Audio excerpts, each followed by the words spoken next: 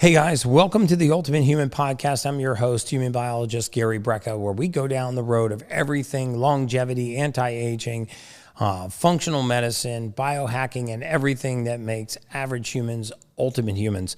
So today I have a very special guest, my wife, Sage Workinger, soon to be Sage Brecka. And today is where we take questions directly from you and we answer them here on the podcast. So I know you've got the questions on your phone, babe. So what were some of the questions that came into us that people have on their minds? I threw it out to the world of Instagram, and actually we got a lot of responses of questions that they wanted to ask you, questions that they had for me. So let's start with, we're going to kind of go in the diet range. So one of the questions was specifically, is there any fruit or vegetable that you would eat that's not organic? So me personally, I wouldn't, if you're going to spend money anywhere in the diet, the place to spend money if you eat fruit is on organic fruits. Non-organic fruits, remember, fruits absorb pesticides and herbicides and preservatives through their skin.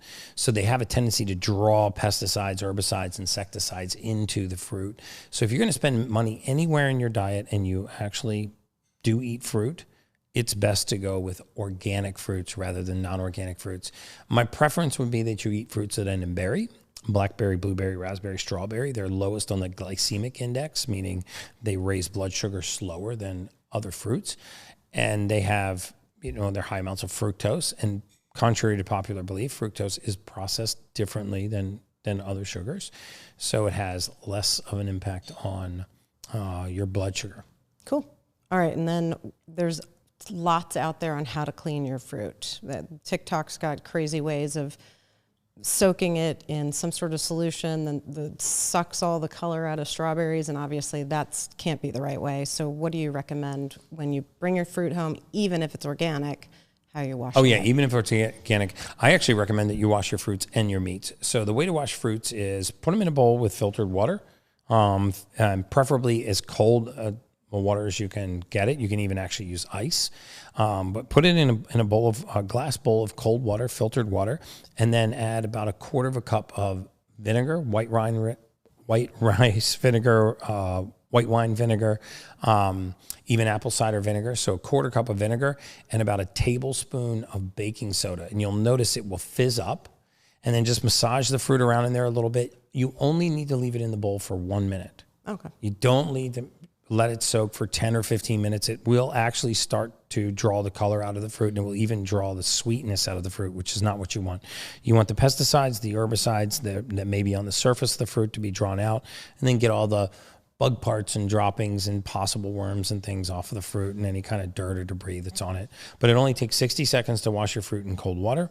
1/4 cup of vinegar. Your choice of vinegar is fine. It's super cheap to buy a bottle of vinegar, just a few bucks, and then a tablespoon of baking soda. Does it taste vinegary afterwards? Not at all. You don't taste it at all. So when you're done washing it, dump the bowl of fruit out and then rinse it with filtered water and then put it in the refrigerator in a covered glass pan. I'm kind of laughing at my question because clearly I've been eating the fruit here and I haven't tasted it, but I didn't know if you were really washing it. I was washing it. I always wash the fruit. I will. Okay, so if it's confirmed. back in our fridge, babe, I've washed it. Right. And then for meats, the trick with meats is, take the meats out of the package. Remember, just caring for your food is a great thing to do before you eat. Just being intentional about how you eat and what foods you eat. So you take your poultries or your meat, your pork, your steak, and put it in a pan, cover it completely with kosher salt. Let that sit for about a minute. Rub the salt into one side of the meat, flip it over, rub it into the other side of the meat. Let it sit for a minute, then fill the pan up that the meat's in. And same thing, add a little bit of, make sure that the water is ice cold, and add a small amount of vinegar, no baking soda in this case, just a small amount of white wine vinegar, white rice vinegar, apple cider vinegar. Let it sit for about a minute, and then rinse it off, put it in a glass pan, and then put it back in the refrigerator and cook it when you're ready. What's the difference between using kosher salt versus like Himalayan sea salt or Celtic salt or table salt? So the pink Himalayan sea salt, there's been a lot of studies recently that show that a lot of brands of pink Himalayan sea salt, the majority of them are coming out of China, and they're actually laden with mercury. They have a lot of heavy metals in them. So based on the way the salt is mined, If they don't take the crystal vein of the salt and they actually start to get some of the ore that's around, they can get heavy metals. So my recommendation is that you use Celtic salt, especially for your table salt, because it actually has more minerals. I think it has 61 or 62 minerals that are essential for human beings. And the Celtic salt tastes even saltier. It just actually has a more full flavor than iodized table salt or pink Himalayan sea salt. So you can use those for eating. You can also use Baja Gold. That's one of my favorites. That's a sea salt. I want to say that that's mined in Mexico, and it's completely heavy metal free. You can use it also to cure your meats and your poultries, but ground up in a salt grinder, it's amazing salt. And contrary to popular belief, sodium rarely raises your blood pressure. What raises your blood pressure is iodized table salt. But most of us are deficient in sodium. We're not having too much sodium. As a matter of fact, one of the reasons why people's level of sodium shows up as elevated in their blood is usually because they're dehydrated. Levels have a tendency to rise when the concentration rises. So for example, if you had half a glass of water and you put a teaspoon of salt in that water, you'd have one concentration of salt. If you filled the glass the rest of the way up, you would cut the salt concentration in half, but not because you removed salt, but because you added water. So hydration is super important, but actually your intake of salt, most of us are clinically deficient in sodium chloride. Yeah, we always sprinkle the Celtic sea salt in our water. So, or you can make a sea salt soleil, which helps with headaches and dehydration. Yeah, about 85% of all migraine headaches are directly related to sodium deficiency. The osmotic gradient, or the movement of water across a membrane, is what really governs very often whether or not you get a migraine. Because remember, there's no pain receptors in the brain. That's why brain surgery is painless, right? The brain cannot send a pain signal, but there's a covering over the brain called the dura. And this covering, which is like saran wrap that's over top of the brain, is fraught with pain receptors. And it hates two things. It hates being stretched and it hates being contracted. And so what determines whether or not it's stretching or contracting is the sodium gradient. And so when you're deficient in sodium, that dura can actually send pain signals, which is why the majority of migraine headaches occur in the mornings when you are the most dehydrated. So you go to sleep at night, you're respiring all night, you actually have moisture leaving your body, heat's leaving your body, you wake up in the morning and now you have a migraine first thing in the morning. If you add a pinch of Celtic sea salt to your drinking water and you drink 10 ounces of water in the morning, those usually will be a permanent thing of your past in 48 hours. It worked for me. Awesome. Yep. Okay. Other question. Okay. Daily diet and best foods to eat. So you want to talk about, I guess, your diet. You've kind of gone that keto route. Tell us a little bit about what you eat on a daily basis, what's in Gary's kitchen idea. Well, my whole philosophy on dieting is not everybody needs to be on keto or carnivore or vegan or vegetarian or paleo or Atkins or cyclical dieting or raw food diets. The most important thing about the food we eat, not the diet that we're on, is that we eat whole, real foods. It's the distance from the soil that really hurts us. So when you look at vegetarian or vegan diets, some vegans and vegetarians have higher incidences of breast cancer and other forms of cancer, colorectal cancer being one of the major ones. And not because vegetables are bad for you, but because they eat a lot of pesticide, insecticide, herbicide-laden vegetables, lots of preservatives. And it's those secondary chemicals, not the vegetables, that are really causing the harm. So one of the things that's happened through the agricultural revolution is the distance between the soil and the table has lengthened, meaning there are more steps to how food is processed before it lands on the grocery store shelf. So we know that if it takes an apple 30 days to make its journey from the tree to the shelf, that we're going to preserve that apple. And preservatives were originally called anti-digestives. But some smart person realized that people are not going to go to the anti-digestive area of the supermarket. So they switched the name to preservatives. It's just like when we spray foods with folic acid, we don't call it sprayed with folic acid. We call it fortified or enriched because it just makes it sound so much more Fancy. nutritious. Like they're doing you a favor. Yeah. I feed my kids fortified whole grains or enriched bleached white flour. It just sounds like something beneficial has happened when really that's the root of all evil, in my opinion. Never really thought about like strawberry preserves. Is it full of like jelly? Is just Well, those aren't strawberry preservatives. Those are strawberry preserves. So when you seal it in a can, that's different. Preserving it is actually very healthy, meaning preserving it in a sealed jar. Preservatives are terrible. because it's the time of just Our came old off the school bush. grandmother's way of preserving fruits, preserving vegetables, pickling cucumbers and things like that. Those old school methods are actually very, very healthy. Yeah. If you look at the incidence of cardiovascular disease and type 2 diabetes in the 40s, it's a fraction of what it is today. And if you oils. Yeah, well, I mean, that's also seed oils, true. But, you know, I did a big post on seed oils the other day, and I got a lot of flack online because people said, well, food-grade canola oil and sunflower oil, these oils are not bad for you. That is true until they are industrially processed, right? So it's not actually the food very often. It's the distance from the food to the table. So if you take a seed, like let's say you take canola oil, and you press the canola, and it comes out very gummy. Well, now they need to degum it. So they degum it with something called hexane, which is a well-known neurotoxin. Once it's degummed, they heat it to about 405 degrees. When you heat an oil like that, it denatures and it turns rancid. So now you have a rancid oil that was degummed with a neurotoxin. And now when you cool that oil back down, it's cloudy. So they need to deodorize and decloud it, and they use sodium hydroxide, which is a known carcinogen. And then very often they can even use commercial bleaching agents like a mild amount of chlorine. Not all of them go through that process, but some do.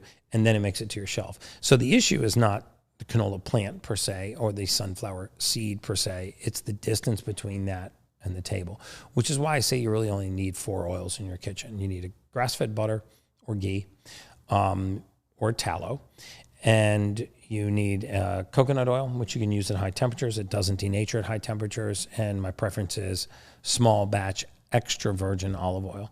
So you're not a fan of something like can't believe it's not butter. No, those are... It's crazy, though, because I get those questions. Is that an okay butter? Margarine. Yeah, margarine. Can't believe it's not butter. Because this is what people grew up with, and especially in... the 80s or 90s, they went through the fat-free butter phase. Yeah, they went through the war on fat. Yeah. I mean, that was the worst thing to ever happen to the morbid obesity and diabetes pandemic. Guilty of it. I used that spray on my toast in college. Yeah, I mean, most of us did. But, you know, the thing is that it's not fat that makes you fat. It's sugar that makes you fat. Because when we eat sugar, our insulin rises. When insulin rises, the primary role of insulin is not to lower blood sugar. The primary role of insulin is actually to block any other form of energy use in the body, which includes using fat as energy. So if you can't use the fatty acid pathway, if you can't metabolize fatty acids, then where does fat build up? Well, the first place it builds up is in the blood, which is why people that eat the highest amount of sugar have the highest blood fat. So if you look at a blood panel, what's called a lipid panel, and you look at triglycerides, HDL cholesterol, the healthy cholesterol, VLDL cholesterol, the very low density lipoprotein, the really dangerous one, and LDL cholesterol, you'll see that triglycerides are very high in people that have high insulin. People that have high insulin are generally people that are eating high amounts of sugar, especially refined sugars. Gotcha. Okay. Oh, back to diet. Keto. Why did you kind of... So I don't think that everybody needs to be on a keto diet. Keto reset is really good. I do actually have put carbs back into my diet. I eat natural local honey. I do eat berries. I think those things are very safe for you, and you become what's called metabolically adaptive. You actually adapt to having carbohydrate and having meats and fats in your diet. Keto is a great way for people to reset, because it's a high-fat, low-protein, very low-carbohydrate diet. It puts your body into a state of ketosis. Your body starts to use something called beta-hydroxybutyrate as a fuel source, which is a really low-inflammatory fuel source. The diet was originally constructed for addressing epilepsy. Really? Yeah, Why? because epilepsy has an inflammatory component. So Keto dieting, using a keto reset, is very healthy. It can strip weight off your body, put you into a state of ketosis, kill sugar and hunger cravings. It's very low inflammatory. It's one of the lowest inflammatory diets on the planet, as long as you're eating clean keto. And it's the lowest in something called deuterium depleted water, which we could do a whole podcast on that. But people find it fascinating that human beings, on a daily basis, we manufacture about 100 gallons of intracellular water every day. Yeah, I can't process that. It's so hard for people to process because how really can I can't wrap my arms manufacture around 100 gallons of water if I only drink half a gallon of water? Right. Well, you make water in your body the same way they make it in space. You take 2 hydrogens and 1 oxygen, you slap it together, you have a water molecule. Well, what happens to that water molecule is it instantly enters the mitochondria and is turned into energy by something called the Krebs cycle, and it creates energy for your body called ATP. So we're not capable of drinking enough water in a day to fuel our mitochondria for even 10 minutes. 10% of our body weight is these little batteries inside of our cells called mitochondria. You have about 110 trillion of these. And these make every source of energy that human beings are powered by. We're not powered by the food we eat, the air we breathe, the supplement we take. We're powered by one energy source called ATP, adenosine triphosphate. And we need water in order to make that. So the body creates water out of gases and then throws that water into this cycle that breaks it apart and creates energy. Cool. And keto dieting is very low in something called deuterium depleted water, which deuterium is heavy water. So it actually helps your cells make lighter water. That should be a whole podcast. Yeah, and the deuterium water is a fascinating subject. So many random types of water, and you get so excited about it. I do. It's a water molecule with an extra neutron. Okay. If you must know. This is the part where it goes whoosh, right in the head. We are going to do a whole podcast on water, the difference between hydrogen water, oxygen water, alkaline water, tap water, spring water, and filtered water. So okay, we're going to go through it all. You nerd out about it.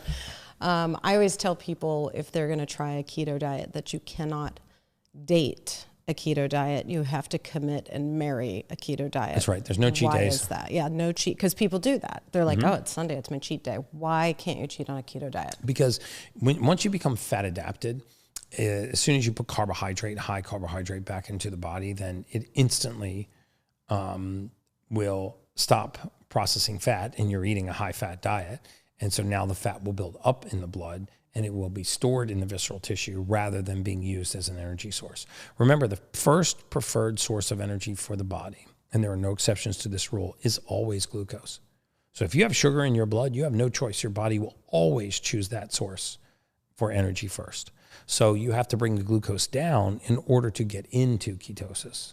So as soon as you raise your blood sugar, raise your glucose, and you raise your insulin, now your body can't burn fat, but you have high amounts of fat in your diet, and now you're in a dangerous situation. Your triglycerides skyrocket. You'll see that your dangerous cholesterols, your VLDL cholesterols will skyrocket. So keto diet is, just like you said, the diet that you marry, you don't date. Okay.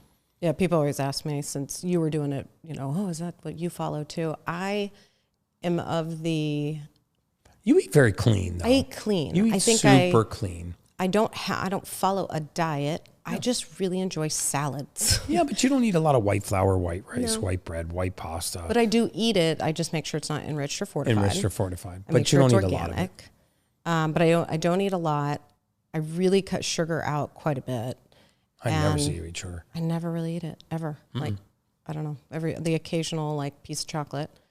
But I don't crave it. I quit sugar accidentally. Accidentally. Because literally we ran out of sugar for our coffee, and I was too lazy to go to the grocery store. This is before Instacart and the glory of having groceries brought to you. Mm-hmm. And so I just didn't put it in my coffee in the morning. And what I found is that at lunch, I wouldn't be craving a Snickers bar. Mm-hmm. And at dinner, after I ate dinner, I wasn't craving Haagen-Dazs. And all it took was like a 7 to 10 day period. Oh yeah, it's a period where you go through the withdrawal and then you're fine. And that was fine. But funny enough, then I started to crave salt. So then I craved more like crackers and potato chips. But I just still limit those. I don't really crave that even as much anymore. Once I got chips out, I think that it really terrible. came down. Seed oils and the chips. seed oils. Yeah, there's no like good. I did find one kind of chip. It was like it's from Boulder, of course. Yeah. Crunchy Boulder. But I think it literally is called Boulder chips, but they didn't have seed oils. It was like avocado oil. Excellent. So we'll have to check that out. Well, I really should get back on that. But okay. Anyway, but I like salads. I like adding grilled chicken and just everything, like everything in the fridge I can find, and just throw it in a salad. And people think that's weird. When I tell people that, they think that's really strange. Why do you think that is? Well, I mean, because people don't think of salads the way you think of salads. They think of salads as like a side salad. Yeah. You make a salad with avocados and chicken, and it's just nuts and hemp seeds. Yeah. And I mean, you hearts. make really healthy salads with lots of stuff in them. My family is just known for salads. Super known for salads. Yeah. But. Okay. So. Okay. You want to take one more question? Trying to keep it to 20 minutes. So. Okay. So then I think that's good. No, I think we actually covered all the alcohol, but we could save that. We could save that for a different one. Okay, so we're telling we got 3 more minutes. So alcohol. So here's how alcohol works. First of all, we know now through peer-reviewed, published clinical studies that no amount of alcohol is good for you. It used to be that a glass of wine a day keeps the doctor away. It's absolutely not true. There's resveratrol in wine, but you can get resveratrol through supplementation now in much higher concentrations and much more bioavailable. But if you must drink alcohol, it's not so much the alcohol itself, it's what the alcohol becomes. Yeah. And alcohol converts into something called acetaldehyde, which is a poison. It poisons your brain. It makes your body acidic, so it actually can move the pH of your blood several tenths of a point. Remember, the pH range of the blood is very narrow. It's only about 4 or 5 tenths of a point. So when we shift slightly to becoming more acidic, this is the state where we don't feel well. So if we look at what alcohols convert the slowest to both sugar and to acetaldehyde, by far agave-based alcohols, tequila, are way out in front. But you got to skip the margarita part. Yeah, you have to skip the sugar part. That's the part that people are like, oh, so I can have margaritas. No, that's like a recipe for a hangover. The best is just tequila, ice with either soda water and a squeeze of fresh lime. Yeah. And then there's a big gap, and then you get the clear alcohols. Like vodka. And gin. like vodkas and gins. And then there's another gap, and that's where you meet red wines, full-bodied red wines, colored alcohols, and then below that are your white wines, Proseccos, and your high-sugared wines. So the number one by far is tequila. Agave-based alcohols. It takes a very long time and very low conversion to acetaldehyde. We kind of just quit again. Yeah, I mean, we've just basically stopped drinking. Accidentally. Well, we did a reset in October, and we went down to Colombia and did a stem cell IVs. And you weren't allowed to drink for 30 days. And I think it was like a 2-week period even before that. So almost a month and a half. And then we got back and we just never drank again. We don't crave it. I don't crave it. I think we were always finding a reason to drink. Like, we had a hard day. Let's have a drink. We had a really great day. We want to celebrate. Let's have a drink. We're having a friend over. We made friends for a drink. The kids are coming over. Let's have a drink. And we were always looking for reasons. And then I think we started to realize, geez, we really drink a lot. Yeah. And then we just quit. I don't even think about it. I feel so much better. I do. I sleep better. Sleep better. Feel better. Feel so much. I hate that feeling of waking up with that headache and foggy. Yeah. So now I wake up and do a cold plunge. Oh, God, you're so chatty in the morning, too. I get excited when I get out of that cold plunge. I'm Captain Chatty, and I like to come in and share my cold fingers with her, and I also like to share my stories about the previous day. I have a lot to get off my chest at 6 in the morning. A lot of words coming out of your mouth in the morning. Please remember to like and subscribe to the channel. And as always, everything we talk about is just science.